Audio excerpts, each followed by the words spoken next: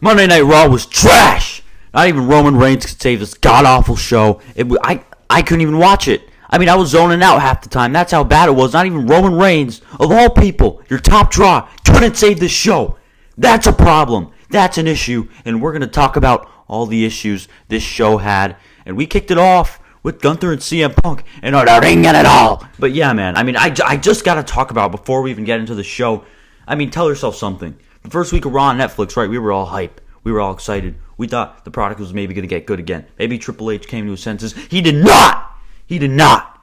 Because week after week, after week, after week, we keep getting worse and worse and worse shows. It's to the point where ratings are dropping, attendance is dropping. I don't even know if Roman could save these ratings. I don't know if Roman can even save WWE at this point.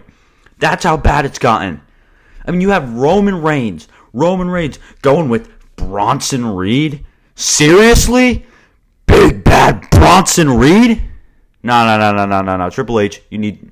Someone please remove this man from head of creative. The Rock, you need to step in, get this man out, because it's getting bad, man. Triple H, he's given us some of the worst TV we've ever seen. It's honestly getting close to the old Vince days. That's how bad it's gotten. Like, there's no entertainment anymore. There's no entertainment. It's just, you get a 30-minute match, and make sure to get your stuff in, and you get a 30-minute match. Make sure you get your stuff in, and you get a 30-minute match, and you get a 30-minute match. It's just too much.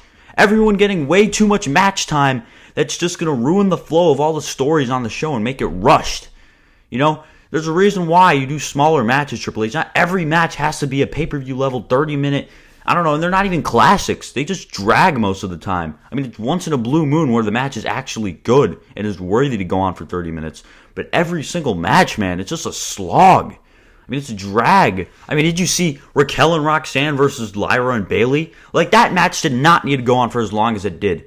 You know, I'm just going to talk about that first. That match, such a slog, such a drag. I mean, but now we for real are going to get to the real show. I don't know, man. Triple H pisses me off. Okay, he gets me mad. All right, we need him gone. He does nothing good for the company. He gives us these honestly terrible shows that I have to come on here and rant about. But let's get started. So, I didn't get it all. And the best in the world, CM Punk, they opened the show. And I'm going to be honest, this promo battle was not great. Like, and nothing groundbreaking, nothing revolutionary. You know, Punk says how this is the biggest fight of his life, you know, that type of stuff. You know, he's been waiting for this. He finally gets another world title shot. You know, he's been obviously waiting for this for a damn long time. So he cuts that type of promo. You know, Gunther comes out and ain't get it all. And I don't know, Gunther just kind of slips up on his words a bit. But he does, I guess, decent enough. I mean, Gunther's just not the best promo, in my opinion. There's a reason why, like, Ludwig was paired with him for a while. He was kind of his mouthpiece. And I don't know, maybe Triple H should have kept him as his mouthpiece, because that is a smart decision. That is something that a smart booker does. You give the wrestlers that can't talk a mouthpiece. Because I think Gunther, he's one hell of a wrestler. He's a good wrestler. But he needs a mouthpiece. So, them removing, you know, hell, even Giovanni Vinci. I don't know why. I don't know why they fired Giovanni Vinci either. He was a damn good talent. But I guess Triple H, he just can't see. I can't see talent. I can't see talent. I'm the game. Yeah, Gunther talks about how, you know, you needed the people to tell you you were the best. And then he's like, oh, well, I know I'm the best. And like these low lifes and, you know, stuff like that. And it was okay, man. I mean, I do feel like this promo kind of ended short. And obviously it was to make room for the long-ass matches Triple H tries to give us. Like 30-minute matches each. And that's the issue. They did not let this promo battle, you know, like this segment flesh out at all. Like, it needed time to breathe. You know, Gunther just walks away. Punk doesn't even talk back. I mean, man, at least say something like 1 or 2 minutes worth more. Damn, you're CM Punk. I mean, you're one of the best talkers in the game right now. Possibly the best. But yeah, so very mediocre.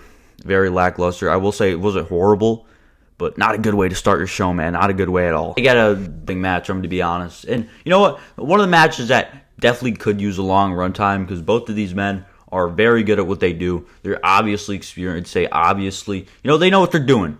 They know what they're doing. Is it like the best match? No. But you know what? It's serviceable. Serviceable enough for an episode of Raw. So yeah, it was pretty hard-hitting, pretty back-and-forth stuff, I may add. And yeah, with Rusev and Sheamus, they obviously have that, you know, League of Nations 2016, you know, they're carrying that rivalry on. Because, like, they broke up, like, a while ago. So, yeah, The match was good. Again, not great, but it was good. And Sheamus picks up the win. I believe, yeah, they had a match a few weeks ago. Rusev picked up the win. So I don't know where they're going to go with from here. I'm going to be honest with this feud. I mean, there's really not much you could do. I mean, maybe they'll have a few more matches. I mean, knowing Triple H, he does like 10 rematches. Like, so I wouldn't be surprised from that, you know? That's what the game, that's what he does. But maybe it's going to be a best of feud. I don't know. But maybe it'll end right now. I don't know. We'll see. Rusev hasn't obviously done much. You know, Triple H, the game, he doesn't know what to do with them. Let's be honest. Just like what he doesn't know what to do with like half the people on his roster. So yeah, same with Sheamus. We'll see where they go from here. We'll see if they keep feuding. We'll see if anything interesting happens. But with Triple H in charge, that's probably not going to happen. So don't get your hopes up. So now we get to a segment with the fake El Grande Americano, who I confidently believe is Ludwig Kaiser. I mean, it has to be. Come on, same mannerisms, same movements. It's really not hard to tell. Then, he gets into it with Dragon Lee, who honestly, you could release Dragon Lee. He really does not serve a purpose to the roster, and he's not great. I'm not a big Dragon Lee fan, but they have a little fight. And yeah, Dragon Lee felt disrespected. But yeah, very meaningless segment. So we move on, and it is a triple threat tag team match between the Creeds, the New Day, and the LWO. And this match, much like Triple H's booking, I can't. It's bad. It was just not good. Another slog. Another just match. It was whatever. I really can't speak on it that much because it was just that's how uninteresting it was, and it had some uninteresting winners. Shocker, the LWO won, and I don't know why they haven't done anything of worth since 2023. They've just been cruising around the LWO vortex. I thought Penta was going to get dragged in. I thought Rey Fenix was going to get dragged in. Surprisingly, they didn't.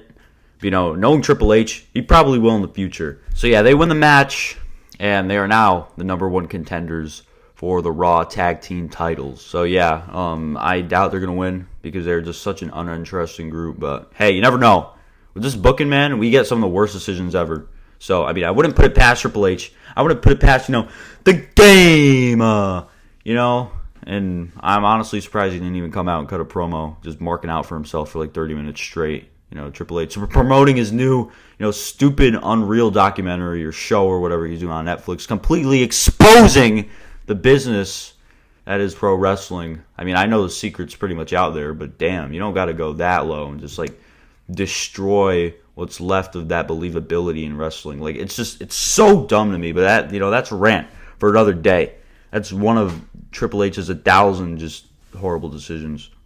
So then, we got a segment with AJ Styles and, Dominic and Adam Pearce. And AJ Styles, he's actually being entertaining. I'll give him credit. He's doing something funny. He's pretending to be other workers in WWE or whatever. It's kind of funny. I mean, not the most creative stuff, but hey, I'll take it. I'll take anything in this trash, atrocious era that we're getting. That is the TKO Triple H, era. This horrible era, but again, story for another day. So yeah, that continues, and then we go into the Becky Lynch and Lyra Valkyria promo. So yeah, this has been a pretty long feud dating back to Backlash in May of this year, and it's been pretty long. So they go over some stuff. Becky asks her to shake her hand.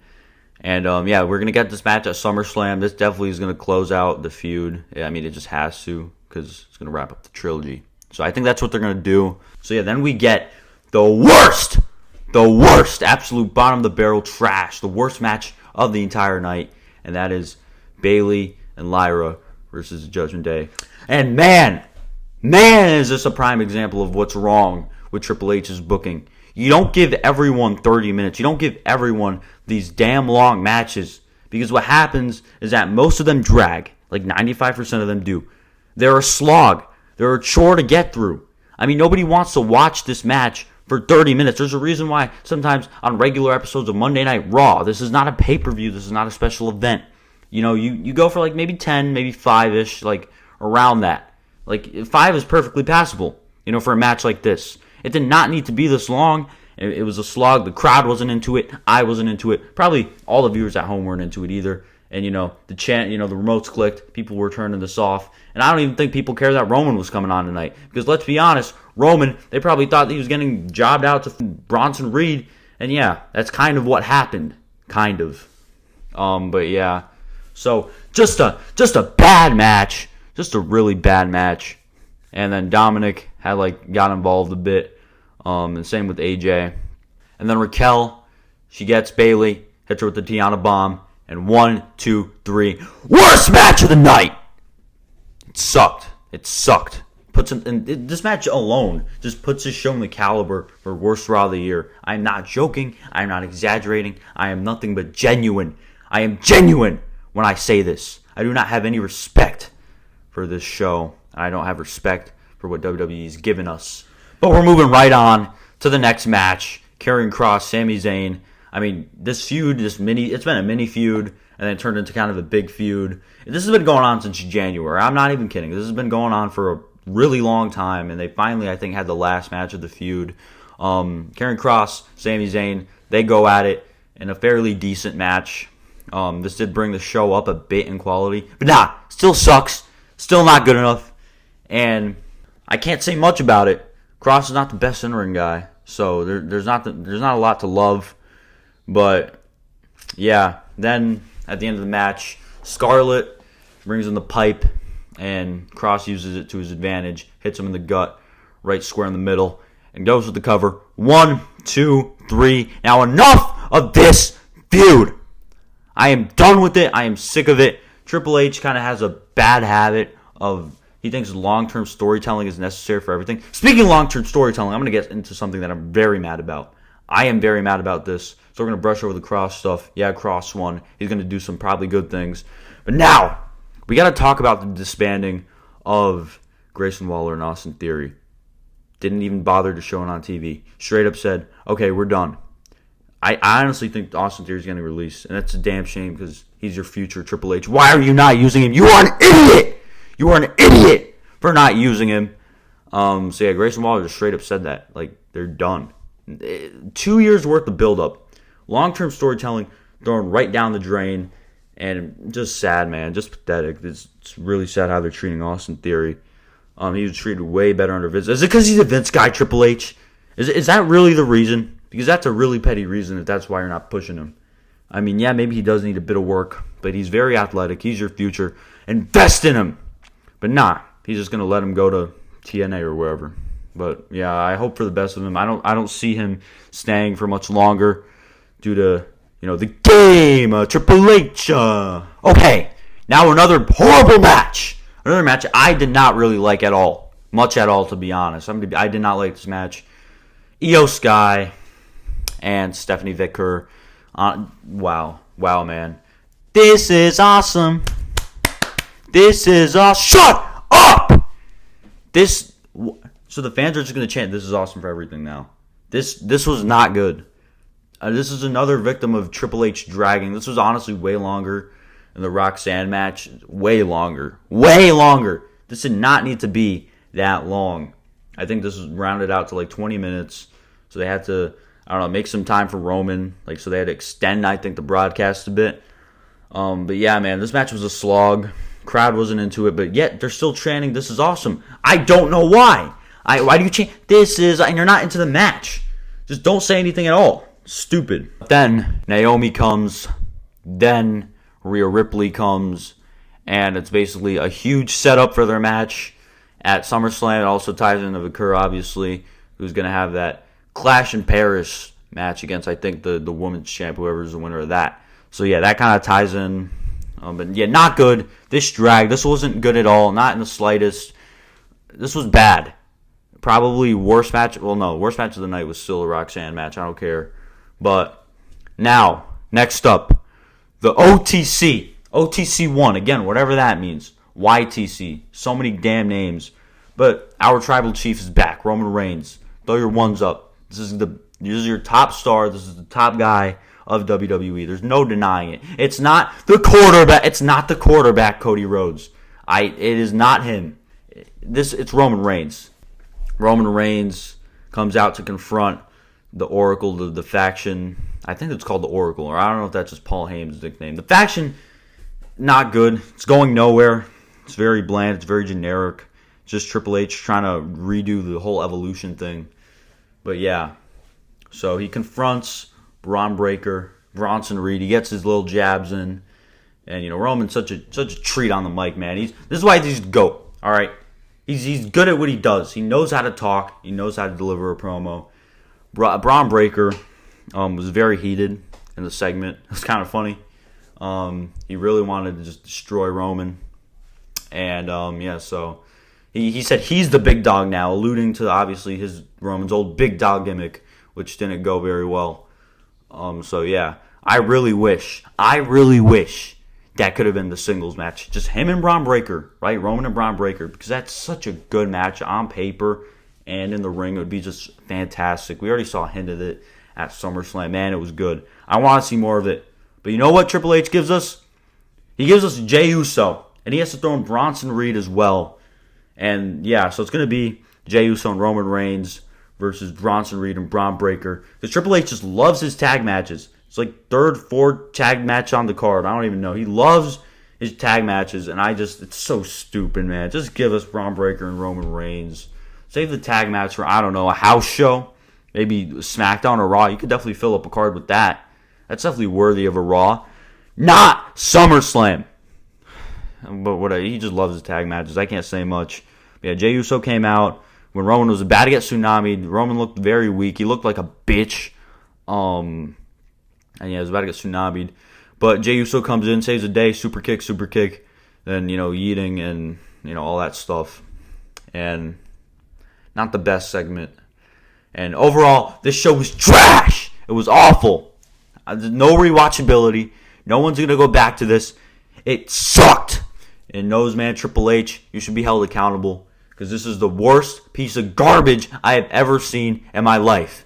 It's official, folks. This is the worst Raw yet. In 2025, the worst Raw on Netflix. I am done with Triple H. I am done with the game and the quarterback. And, all that. Okay? Done with Cody Rhodes. I'm done with, his rematch. I'm done with everything. All right? Come to your senses, Triple H.